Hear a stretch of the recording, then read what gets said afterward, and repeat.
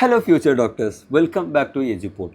അപ്പോൾ ഇന്നത്തെ വീഡിയോ എന്ന് പറഞ്ഞാൽ നീറ്റ് 2027 സ്ട്രാറ്റജി ആർക്ക് വേണ്ടിയുള്ളത്, എക്സ്ക്ലൂസീവ്ലി ഫോർ ക്ലാസ് 12 സ്റ്റുഡൻസ്. അപ്പോൾ ഈ ഇയർ ക്ലാസ് 12 പഠിക്കുന്ന സ്റ്റുഡൻസ് എങ്ങനെ ആയിരിക്കണം ഇനി ആ നീറ്റ് 2027 വേണ്ടിയുള്ള അപ്രോച്ച് എന്നുള്ളതാണ് ഈ വീഡിയോയിൽ പറയാൻ പോകുന്നത്. സോ നമുക്ക് ലാഗ് അടിപ്പിക്കാതെ നേരെ വീഡിയോ സ്റ്റാർട്ട് ചെയ്യാം. അപ്പോൾ നമുക്ക് നോക്കിയാൽ മനസ്സിലാവും, ഇനി നമ്മുടെ നീറ്റ് 2027 നിങ്ങളടുത്ത് 9 മാസമാണ് ഉള്ളത്. ഇപ്പോൾ ഓഗസ്റ്റ് ആയി കഴിഞ്ഞു. അപ്പോൾ ഓഗസ്റ്റ് മുതൽ നമ്മളെ മെയ് ഫസ്റ്റ് വീക്കിൽ സൺഡേ വരെ നോക്കുകയാണെങ്കിൽ 9 മാസമാണ്. അപ്പോൾ ഈ 9 മാസം നിങ്ങൾ എങ്ങനെ പ്രിപ്പയർ ചെയ്യണം എന്നുള്ളത് നിങ്ങളെ ക്ലാസ് 11ൽ ഡിപ്പെൻഡ് ചെയ്യുക.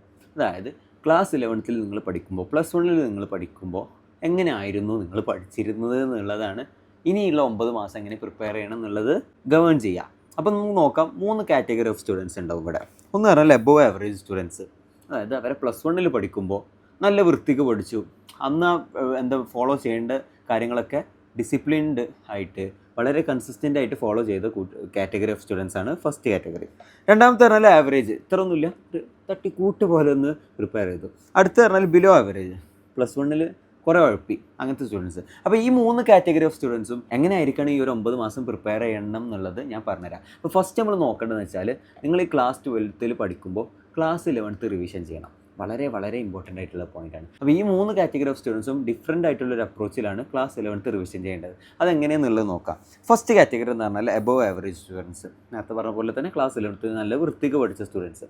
നിങ്ങൾ എന്ത് ചെയ്യുന്നത് വെച്ചാൽ, ഒരു 2 to 3 വീക്സ് കൂടുമ്പോഴുള്ള വീക്കെൻഡ്, അതായത് സൺഡേ, ആ സൺഡേയിലെ ഒരു ഹാഫ്, ഇപ്പോൾ നിങ്ങളൊരു 12 മണിക്കൂർ പഠിക്കുന്ന സ്റ്റുഡൻ്റ് ആണെങ്കിൽ ഒരു 6 മണിക്കൂർ നിങ്ങൾ എന്ത് ചെയ്യുക വെച്ചാൽ ക്ലാസ് 11ൻ്റെ ടോപ്പിക്സിന് റിവിഷൻ കൊടുക്കുക.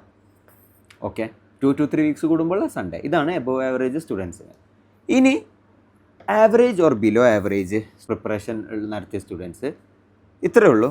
ആ ഫ്രീക്വൻസി ഒന്നാണ് കൂട്ടുക. ഇപ്പോൾ ഞാൻ നേരത്തെ പറഞ്ഞത് 2 to 3 വീക്സ് ആണെന്ന് പറഞ്ഞല്ലോ. നിങ്ങൾ എന്ത് ചെയ്യുക വെച്ചാൽ ഒരു 1 to 2 വീക്ക് കൂടുമ്പോഴുള്ള വീക്കെൻഡിൽ നിങ്ങൾ റിവിഷൻ ചെയ്യുക. ഇപ്പോൾ നിങ്ങളൊരു ആവറേജ് പ്രിപ്പാണ് ചെയ്തെങ്കിൽ എന്ത് ചെയ്യുക വെച്ചാൽ ഒരു 2 വീക്ക് കൂടുമ്പോഴുള്ള സൺഡേയിൽ നിങ്ങൾ എന്ത് ചെയ്യുക, നിങ്ങളൊരു 12 മണിക്കൂർ പഠിക്കുന്ന ആളാണെങ്കിൽ നേരത്തെ പറഞ്ഞു ജസ്റ്റ് ഒരു 50% മതി, കുറച്ചും കൂടെ കൂട്ടുക, ഒരു 8 മണിക്കൂറൊക്കെ.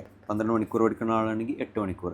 ഇനി നിങ്ങൾ ബിലോ ആവറേജ് പ്രിപ്പാണ് ചെയ്തതെങ്കിൽ നിങ്ങൾ എന്ത് ചെയ്യുക വെച്ചാൽ ഒരു 1 വീക്ക് കൂടുമ്പോഴുള്ള ആ വീക്കെൻഡ് എല്ലാം ഓരോ വീക്ക് കൂടുമ്പോഴുള്ള സൺഡേ നിങ്ങൾ എന്ത് ചെയ്യുക, +1 ഇങ്ങനെ അടുപ്പിച്ച് റിവിഷൻ ചെയ്ത് തരണം.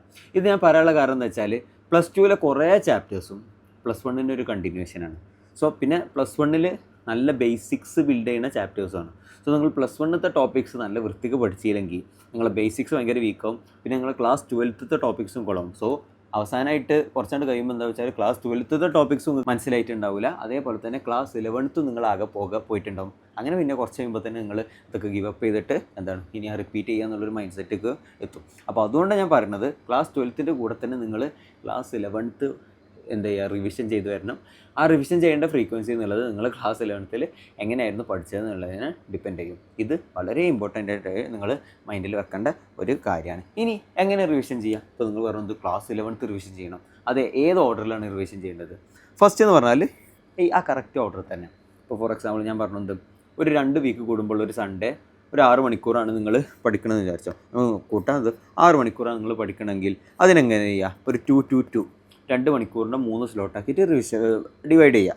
ഫസ്റ്റത്തെ സ്ലോട്ട് എന്ത് ചെയ്യുക, ഫിസിക്സിന് കൊടുക്കുക. രണ്ടാമത്തെ സ്ലോട്ട് കെമിസ്ട്രി കൊടുക്കുക. മൂന്നാമത്തെ സ്ലോട്ട് ബയോളജി കൊടുക്കുക.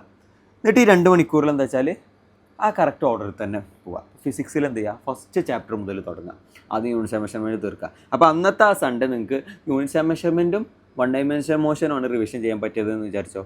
അങ്ങനെയാണെങ്കിൽ അത് കഴിഞ്ഞിട്ടുള്ള അടുത്ത സ്ലോട്ടിൽ, ഇപ്പോൾ അടുത്ത വീക്കെൻഡിലാണ് നിങ്ങൾ, അല്ലെങ്കിൽ 2 വീക്ക് കഴിഞ്ഞിട്ടുള്ള സൺഡേ വരുമ്പോൾ എന്താ വെച്ചാൽ ഇതിൽ നിന്ന് ബാക്കിയുള്ള, ഇപ്പോൾ 1Dയും യൂണിറ്റ് മെഷർമെൻറ്റും കഴിഞ്ഞല്ലോ, അത് കഴിഞ്ഞിട്ടുള്ള 2D motion, loss of motion ചെയ്യുക. എന്നിട്ട് അത് കഴിഞ്ഞിട്ടുള്ള 2 വീക്ക് കഴിഞ്ഞിട്ടുള്ള സൺഡേ എന്ന് വെച്ചാൽ അതിങ്ങനെ ഓർഡറിൽ ഇങ്ങനെ പോകാം. മനസ്സിലായോ? അപ്പോൾ ആ ഒരു ഓർഡറിൽ ഇങ്ങനെ ഇതേപോലെ തന്നെ കെമിസ്ട്രിയും പോവുക, ബയോളജിയും പോവുക, കറക്റ്റ് ഇങ്ങനെ ചാപ്റ്റേഴ്സിൻ്റെ ഓർഡറിൽ. ഇനി രണ്ടാമത്തെ ഒരു അപ്രോച്ച് എന്ന് പറഞ്ഞാൽ റിലേറ്റഡ് ചാപ്റ്റേഴ്സ്. ഇതിപ്പോൾ ഫോർ എക്സാമ്പിൾ നിങ്ങൾക്ക് ക്ലാസ് 12 ഇലക്ട്രോസ്റ്റാറ്റിക്സ് എടുക്കുകയാണെങ്കിൽ നിങ്ങൾ എന്ത് ചെയ്യുക, അതിന് റിലേറ്റഡ് ആയിട്ടുള്ള ചാപ്റ്റർ ഏതാ? ഗ്രാവിറ്റേഷനാണ്. കാരണം ഗ്രാവിറ്റേഷൻ്റെ സെയിം ആ ഫോർമുലാസ് ഒക്കെ എന്താണെന്ന് വെച്ചാൽ ജസ്റ്റ് ഒരു കറക്റ്റ് ഒരു കോപ്പി പോലെ നമുക്ക് കാണാം ഇലക്ട്രോസ്റ്റാറ്റിക്സ്. സോ ഇലക്ട്രോസ്റ്റാറ്റിക്സ് എടുക്കുമ്പോൾ ഗ്രാവിറ്റേഷൻ ഒന്ന് പെട്ടെന്ന് റിവിഷൻ ചെയ്യാം. അല്ലെങ്കിൽ ഇപ്പോൾ കെമിസ്ട്രിയിൽ പറയുകയാണെങ്കിൽ ഇപ്പോൾ സൊല്യൂഷൻസ് എടുക്കുകയാണെങ്കിൽ ഇവിടെ എന്ത് ചെയ്യുക, മോൾ കോൺസെപ്റ്റ് ഒന്ന് റിവിഷൻ ചെയ്യുക. അല്ലെങ്കിൽ ഇപ്പോൾ ഓർഗാനിക് കെമിസ്ട്രി ചാപ്റ്റേഴ്സ് അവിടെ പഠിപ്പിക്കുകയാണെങ്കിൽ ഇവിടെ എന്ത് ചെയ്യുക, ജനറൽ ഓർഗാനിക് കെമിസ്ട്രി ഒന്ന് റിവിഷൻ ചെയ്യുക. അങ്ങനെ ഈ ഒരു 2 അപ്രോച്ചിലായിരിക്കണം നിങ്ങൾ +1 റിവിഷൻ ചെയ്യേണ്ടത്. ഒന്ന് പറഞ്ഞാൽ കറക്റ്റ് ഓർഡറിൽ ചെയ്യുക, രണ്ടാമത്തെ പറഞ്ഞാൽ ആ റിലേറ്റഡ് ചാപ്റ്റേഴ്സ് എടുക്കുമ്പോൾ അതിൻ്റെ +1ലുള്ള ബേസ് ബിൽഡ് ചെയ്യുന്ന ചാപ്റ്റേഴ്സും കൂടെ ഒന്ന് റിവിഷൻ ചെയ്യുക. ഇങ്ങനെ ആയിരിക്കണം നിങ്ങൾ ക്ലാസ് 11th റിവിഷൻ ചെയ്യേണ്ടത്. ഇനി ഓക്കെ, ക്ലാസ് 11th റിവിഷൻ ചെയ്യേണ്ട അവിടെ കിട്ടെ. ക്ലാസ് 12th നിങ്ങൾ എങ്ങനെ പഠിക്കുന്നുണ്ട്? ഇത്രയേ ഉള്ളൂ. ഞാൻ എപ്പോഴും പറഞ്ഞ പോലെ തന്നെ ഡെയിലി ടോപ്പിക്സ് അന്നെടുത്തത് അന്ന് പഠിക്കുക. അപ്പോൾ അന്നെടുത്ത ടോപ്പിക്സിൻ്റെ കോൺസെപ്റ്റ് നിങ്ങൾ അപ്പോൾ തന്നെ ക്ലാസ്സിൽ ഫ്രഷായി കേട്ടതാവില്ല. അപ്പോൾ വീട്ടിൽ വന്നിട്ട് പെട്ടെന്നൊന്ന് കോൺസെപ്റ്റ് നോക്കിയ ശേഷം അതിൻ്റെ അപ്ലിക്കേഷൻ ലെവൽ ക്വസ്റ്റ്യൻസും കാര്യങ്ങളൊക്കെ പെട്ടെന്ന് ചെയ്യാൻ വേണ്ടിയിരിക്കുക. അപ്പോൾ ഇത്രയേ ഉള്ളൂ, അന്ന് എടുത്തത് അന്ന് പഠിക്കുക. ഇനി അടുത്തൊരു ക്വസ്റ്റ്യൻ വരികയെന്ന് വെച്ചാൽ ഇപ്പോൾ ഈ ബോർഡ് എക്സാം വരുമ്പോൾ എന്താ കാട്ടുക? എന്താണ് ബോർഡ് എക്സാമിൽ വെറും ഫൈനൽ എക്സാം മാത്രമല്ല, Onam exam, Christmas exam, model exam, പിന്നെ മെയിൻ ഫൈനൽ എക്സാം. ഞാൻ പറയട്ടെ, നിങ്ങൾ നീറ്റ് നല്ല അടിപൊളി വൃത്തിക്ക് പഠിച്ചൊരു കുട്ടിയാണെങ്കിൽ ബോർഡ് എക്സാം നിങ്ങൾക്ക് പൊട്ടുപോലെ എഴുതിയെടുക്കാൻ പറ്റും. ഇത് ഞാൻ നിങ്ങൾക്ക് വെറുതെ ഫേക്ക് മോട്ടിവേഷൻ തരില്ല കേട്ടോ. എല്ലാ നീറ്റ് ടോപ്പേഴ്സും ഇപ്പോൾ ഇൻക്ലൂഡിങ് മീ എല്ലാവരും എന്താ വെച്ചാൽ നീറ്റ് എക്സാം നല്ല വൃത്തിക്ക് പഠിക്കും.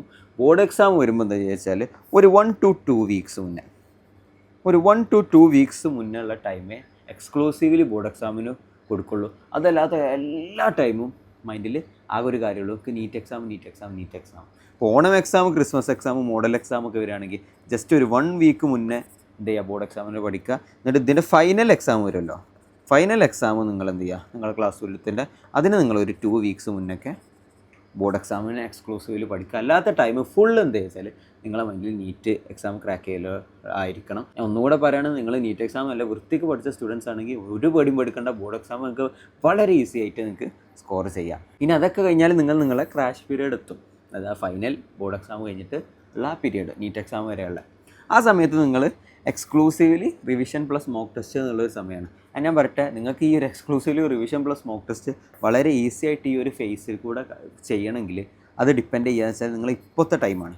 ഇപ്പോൾ നിങ്ങൾ എത്ര വൃത്തിക്ക് പഠിക്കുന്നു, ഇപ്പോൾ നിങ്ങൾ ഉഴപ്പാതെ ക്ലാസ് 12th നല്ല വൃത്തിക്ക് പഠിക്കുന്നു, അതിൻ്റെ കൂടെ തന്നെ ക്ലാസ് 11th ഇങ്ങനെ റിവിഷൻ ചെയ്ത് വരുന്നു.